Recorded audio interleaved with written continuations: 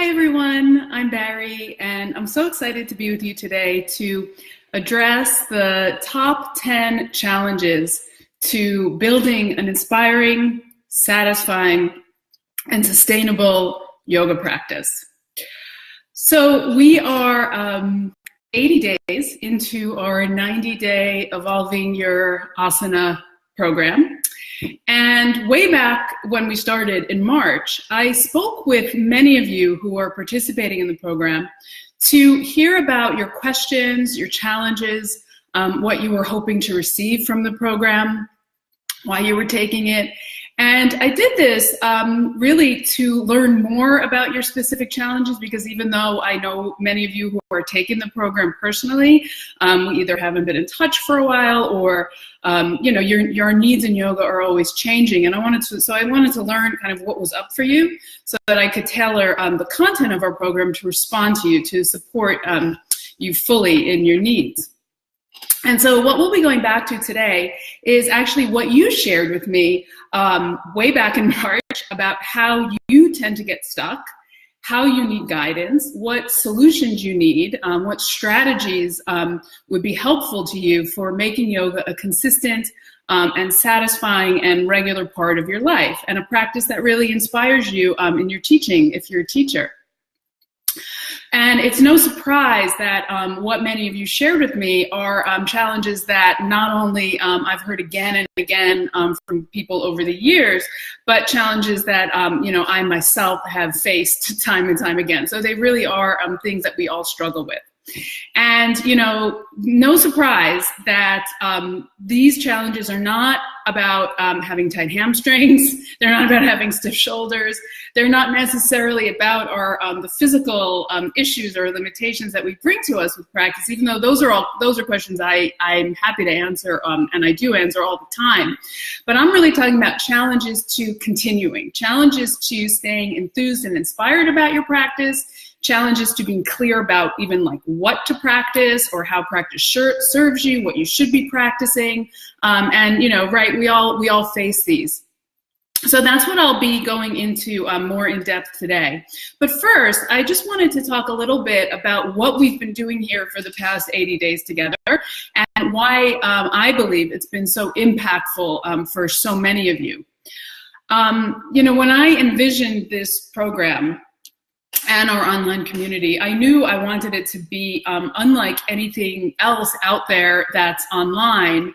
And I knew that from years of teaching how important it is to receive fresh inspiration and support, and to talk openly, and have a supportive forum to share the challenges to continuing yoga that we all face. So I wanted to create a framework for content and dialogue that's dynamic and that was responsive to your needs, right? Because the yoga is an ongoing, fresh, dynamic practice, and that is the support you need to keep going. Hi, Danette. Hi, Marie. Sorry, Carrie, Danette, Marie, and Carrie. So I really wanted to, hi, Mary Jo. So I really wanted to create this framework for content and dialogue dynamic, responsive to the needs that come up in the moment. So of course, some of the content that I've been sharing was planned, right? Like I planned the classes, I recorded the classes in advance. I knew the principles that I wanted to cover. I knew the teachings that I wanted to offer you, and I've been writing about many of these for years. But other than that, I did not create this content 6 months ago. I do it weekly for you. It's alive. I prepare it fresh, right? Like a fresh smoothie. We don't want it sitting around, right? We need it to be alive. We need it to be dynamic. So that's what we're doing here. And I believe this is also what our yoga practice can be like. Like, have you ever heard someone say to you, maybe one of your students say, yeah, or a prospective student say, yeah, I did yoga. I know yoga. I did that once. And you're like, well, that's kind of like saying I ate once, or, I drank water once. It's like, we know that yoga, like food, needs to become a fresh daily habit to nourish us. and it's the same with our ongoing practice and with our teaching. It's like, how many brilliant yoga books or DVDs do you have sitting on your shelf that you haven't opened, in months or maybe years, right? It's all there, but those things are not going to give you the daily inspiration that you need, right? Like, we all have a lot of knowledge, right? We know a lot, we get a lot of training, but all that becomes really stale. It kind of loses its flavor and it needs to be refreshed.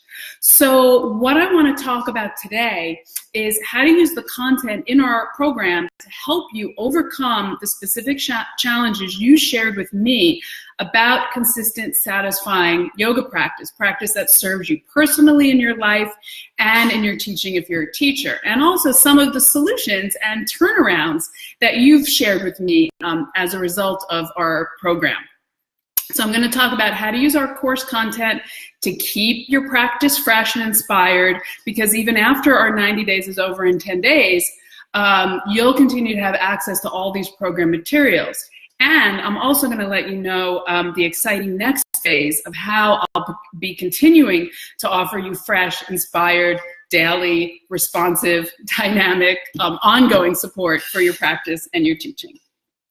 Okay, so let's get right into the top 10 challenges for an inspiring, satisfying, and sustainable yoga practice. What gets in the way?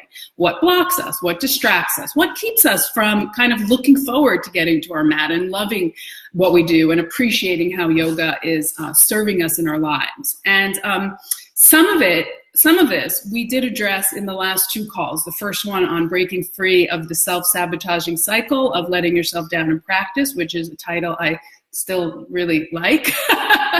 And also the second call on rekindling a spark. And those are both, for those that are watching this that may not be in our program, both of those calls are available on my website, barrierisman.com. So you can listen to those. Because many of you shared that both of those calls were really, really helpful, not only because they gave you exactly the way to progress in your practice, but they were really just affirming, right? To know that we all go through these periods, these challenges, and we don't often have a venue or the opportunity to talk about it. Like some of you have written to me saying, I'm so glad you talked about, what to do when you reach a plateau in practice, because I thought it was just me. Like, no teacher has ever talked to me about that before.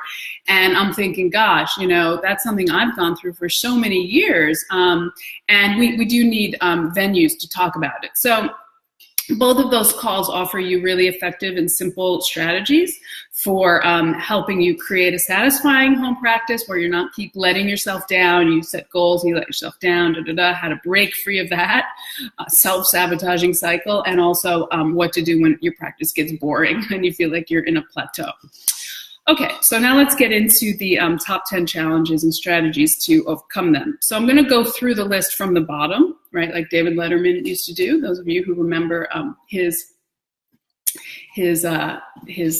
top 10 lists from my youth. Okay, so number 10 challenge to satisfying yoga practice, lack of time. I'm going to read through them and then we'll address them all one by one. So number 10, lack of time. Don't have time for practice. Number 9, this is mostly for teachers, practicing just for yourself, getting out of the teacher's role, like not only doing practice when you need to plan a class.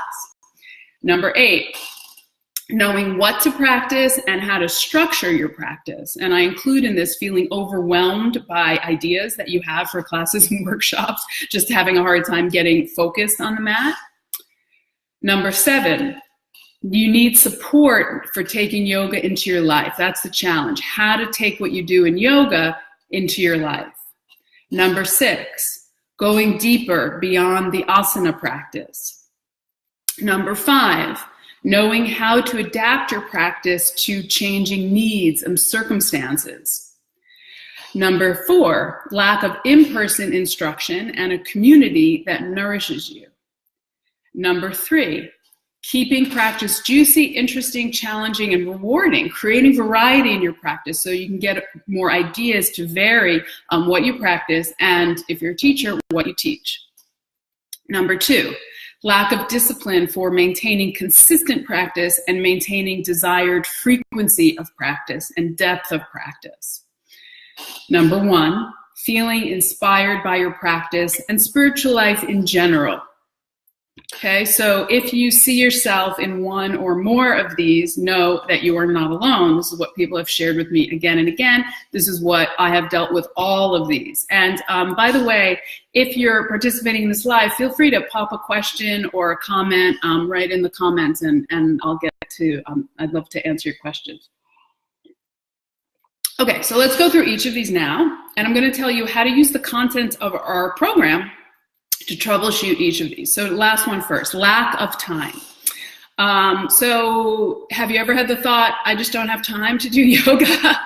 Well, if you're a teacher, I want to tell you that this is what your students are going to come to you and say, right? I don't have time. That's what they think, right? That's what I thought, right? So we talked about this on the first call of breaking free from this self-sabotaging cycle, this idea that you don't have time. So this is about simply sitting down every week and scheduling out your practice time and really seeing them as a sacred appointment. Like if you had to pick your child up from an after-school activity, would you say, I don't have time to do that? We're responsible people, right? So we make it happen often for other people, but how about that for ourselves, right? And then the other thing I want to say about this, well, first I want to share actually what someone in the group who told me they had this specific challenge did. So Olivia Collins, who's taking this program from her, where she lives in Cameroon actually, she teaches yoga there, and she has I think 2 young children, like under the age of 5, I believe. And so obviously and she works full time in addition to teaching yoga. So that was her biggest challenge. She just said, I don't know when I'm going to fit practice in, like unless I get up super early, you know. So we brainstormed some solutions. And she actually shared with me this week that she had a turnaround. She's been practicing more, and she's been coming to her practice, more importantly, with the right positive attitude. And the way that she did it is she decided to really simplify what she practices and teaches. She does 3 practices. She created 3 sequences that she does in rotation: standing poses, back bends, and forward bends. So she has sequences, and she just comes to the mat every time and she does them. And this this is also what she bases her classes on. So not only is this helping her get to the mat because she doesn't have to think about what she's going to do with her limited time, but it's also removed the pressure of thinking like, what am I going to teach this Saturday? So even though, you know, in a way she feels like she's less innovative, she feels like she's always prepared. And I want to say that students will always have a different experience in class, even if you teach the same sequence, right? Many styles of yoga are set sequences that students are doing continuously, and there's actually a lot of benefit to that. So that's a great solution about using the content, right? And you can even use our sequences. There's PDF of the sequences, the videos of the sequence. Just use those to practice on rotation. Sit down, make an appointment with yourself, keep yourself to it. The other thing I want to say about lack of time is that, practice shows up in different ways, right? Many of our course elements will take less than 5 minutes to complete, right? We have short readings, we have 3-minute breathing exercises, 3-minute meditations. These don't take long. They can be done anywhere. They can be done even like on your phone, and while you're waiting in line, you can listen to some of them or read them. So you can do them at your own convenience, whenever, and in many cases, wherever works for you. And even just 5 minutes, many of you have shared, even just 3 minutes has an impact, because what you read, you take it into your day. You find ways to integrate yoga into your life. So that's been a big theme we've been working with, right, over the past few months. How to expand your ideas of what practice looks like. Doesn't have to take an hour, doesn't even have to take 30 minutes, right? So that's how we get over the lack of time challenge. Okay, I'm going to take number 9 and number 8 together because they're very similar. Number 9 is practicing just for yourself, getting out of the teacher's role, which, I hear that all the time, totally get that. And then the second one related is knowing what to practice and how to structure your practice, which includes, what to do when you have all these ideas for classes and workshops going on, and it's just hard to get to your mat and focus on yourself. So we have one student who is actually running her first teacher training while we're doing our program, and she's like super creative, super innovative, has all these ideas, and just like when I get to my mat, like I don't know what to do. So So in terms of getting out of the teacher's role, the truth is you may not always be able to do this, right? Because we teach from what we practice. We teach from who we are. So there may always be that in the back of your mind, like how does this translate to my students? How does this translate to my class? But perhaps there is a time that maybe it's on the weekend, if you don't teach on the weekend, or like a day that you're not teaching, where you really just make the decision, I'm gonna do this just for me. I'm gonna do what I love, I'm gonna do what my body needs, I'm gonna do what feels great. And you just really make that decision, knowing that this will actually also support you in your teaching, because when you're inspired about your practice, when you're enjoying your practice, this is when your practice is serving you, this is when your teaching really shines, right? So, and then of course, in terms of our program content, our practices, like we have video practices with their themes and specific focuses will help you to focus. You can just turn off that voice of the teacher. You can be just told what to do, which can be so welcome when you're used to telling people what to do. So you just get out of your mind, get into your body. So the videos of our classes will support you also in helping you to practice just for yourself, and also eliminating the distraction of all your great ideas about what you're going to be offering to your student, and just really get into what you're doing on that day. Okay, I'm going to take the next two, number 7 and number 6 together, because again, they're related. So now your number 7 challenge is how to go deeper beyond the asana practice. And several of you shared with me, you've been practicing for a long time, you've dipped into the other practices, and you know that, like, for example, you need to meditate more. Like, you're dealing with some issues that, like, just sitting and becoming quiet will really help, but you're not sure how to do it, or it's just hard to, you're struggling a little bit with how to do that. And then the related issue is that you need support for taking yoga into your life. Again, maybe asana is a practice that you love, and you just, you're committed to it, but you're not sure how to translate that into your life. So both of these, this is really where our other practices come in, right? And so people ask me, as I tell them I teach online, they say, like, how do you teach online? Like, do you just do the poses? Do you just do? And I say, well, I record the classes first of all, but what we're doing is not just about asana, right? It goes far beyond the physical practice. So you now have, and will continue to have, portable, almost instant ways to experience yoga in your life.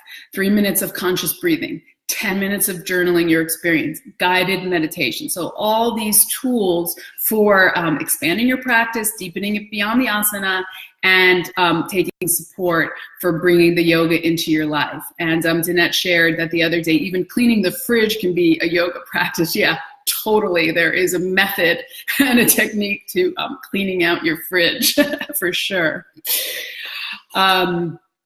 And what's been interesting with regard to this is much of what you've shared with me is that the readings have been so impactful, which I was actually a little bit surprised about, because I love writing and I love, I love the content of what I'm writing about. But I wondered, how that would land, because so often we think of yoga as something we do, right? And certainly I'm giving you practices to do.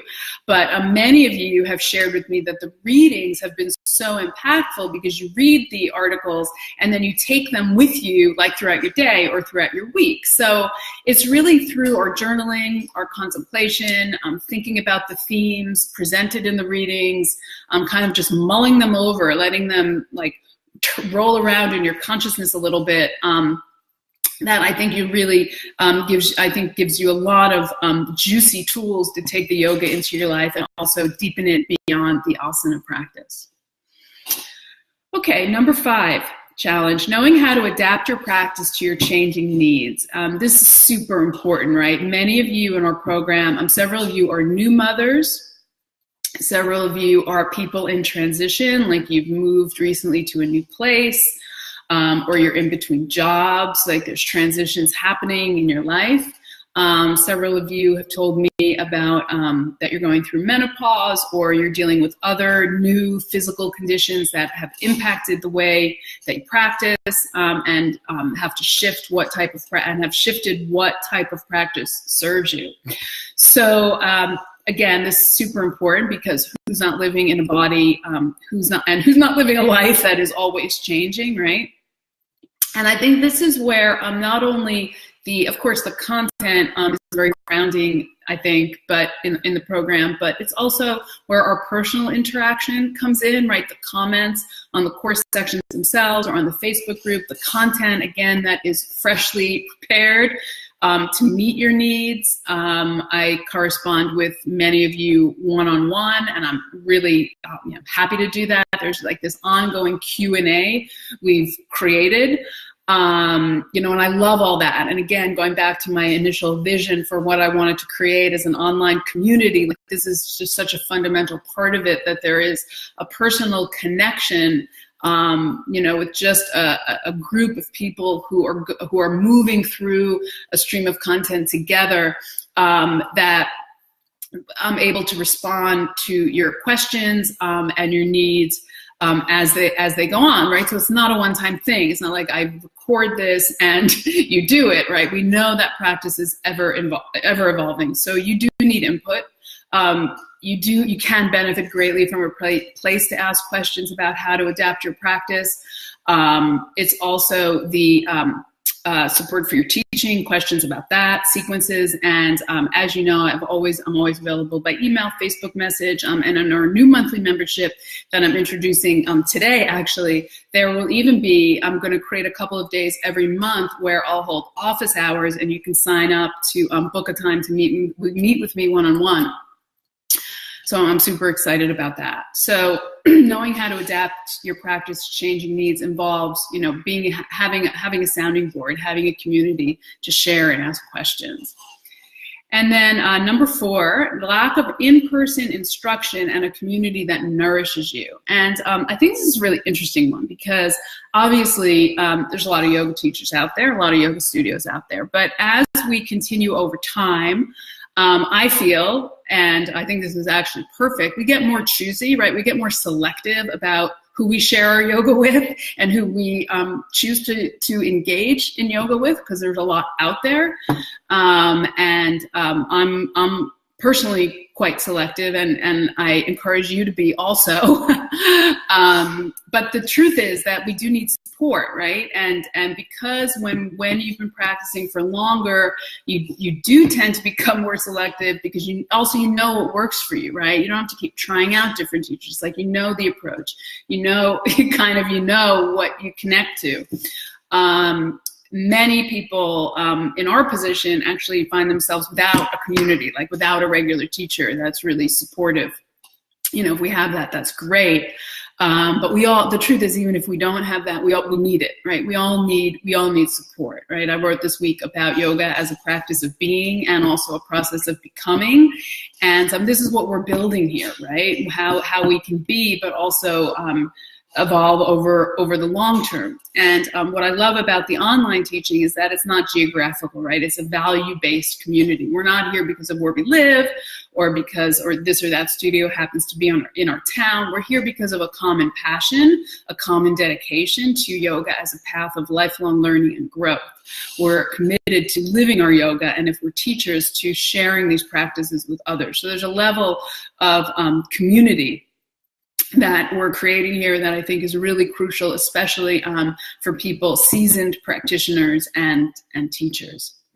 Okay, and then the last 3, I'm going to talk about these all together. These are the biggest ones. Number 3, that it is hard to keep your practice juicy, interesting, challenging, and rewarding. It's hard to create variety in your practice. This is what Tracy shared with me, that, just to get more ideas to vary what she teaches. And Marie-Josée needed support for getting her home practice up and running and get back into it after a big life transition. Some of you told me that getting a new dog, has thrown your practice out the window. And so that's like lack of discipline. Number 2, lack of discipline for consistent practice and maintaining desired frequency of practice often comes with being in transition. And then number one, just feeling uninspired by your practice and spiritual life in general, right? Some of you told me that, you know, your home practice it like sucks and you just don't know what you're doing anymore. There's a sense of both overwhelm, but also unclarity, like what works for me, what works for my teaching, right? And so I feel like that's all just really so important to address when we feel uninspired. And, you know, it goes back to what I talked about in the last two calls, of course, but it goes back to what I was talking about at the beginning, that we really do need continued support. We need inspiration. We need encouragement. And, you know, consistent engagement and fresh inspiration are really the key ingredients to regularity in practice, to being able to challenge yourself to go deeper in practice, to keeping practice interesting, to feeling inspired. You need to dip into it regularly. Again, it's not just like the books on your shelf that are gathering dust, the DVDs that you know are great, but you know, they're there, they're sitting there, they're not speaking to you. And this is why we're gonna continue, because so many of you have shared with me, like, you know, it's amazing the synchronicity, right? Like something lands at the time that we need it when we enter into a stream of practices together. It's like we're on the same page and we get what we need exactly at the right time. So many of you have shared, you know, I can't, you know, it's so incredible that that you wrote about, that you shared this reading today because I'm dealing with this situation, et cetera, et cetera. And, you know, it is kind of magical and mysterious, but at the same time, I'm not so surprised, because when we do approach our practice as alive, as dynamic, as fresh, as daily, as interactive, magic happens, right? We're in the stream. We're in the same stream, and we're connected in that way. So fresh daily engagement, to me, is the key to inspired practice and teaching. It's the key to what makes discipline not like a harsh, not something you have to do, but something you want to do because you know it's going to serve you and it's going to feel good, and it's going to help you offer the practices that you love.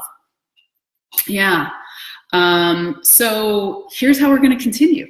Yesterday, I announced to our group, and now today I'm announcing more broadly, that I've created a brand new monthly membership to the Skillful Yogi.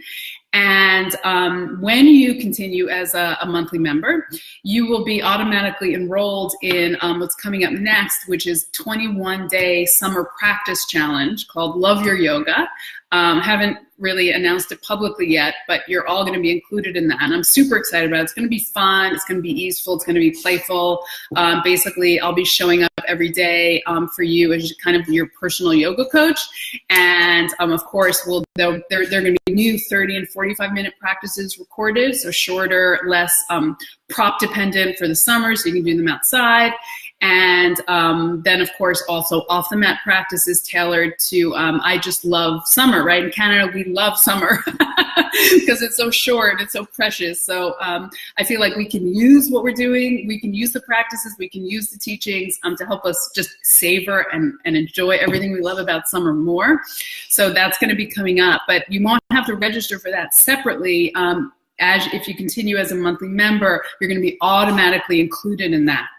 The other thing you're going to get as of June 15th, maybe sooner, if I can get it ready for you sooner, is my Skillful Yogi led practice series. So this is a fantastic thing. It's a series of 11 led practices, 90 minutes long, that are intermediate level. They cover all classes of poses, so two back bends, couple of arm balances practices, twists, inversions, intermediate restorative, or advanced restorative.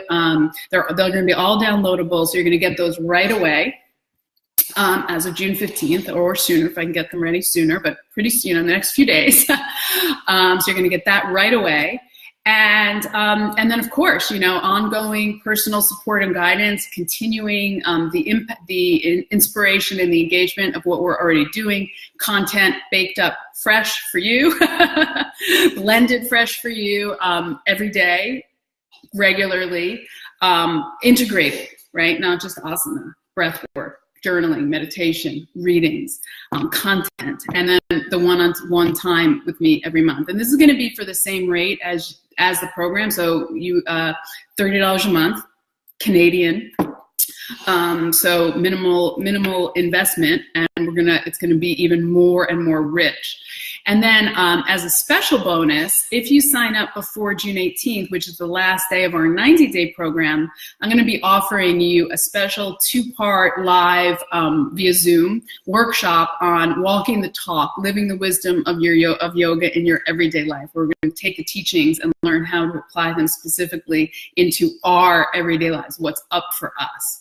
So this is all coming up in Skillful Yogi monthly membership. I'm super excited about it. It's going to be, I just can't wait. I'm actually surprised at how much I love this teaching online thing. People ask me that. I'm putting the link here in the comments. You can go right and learn more about it.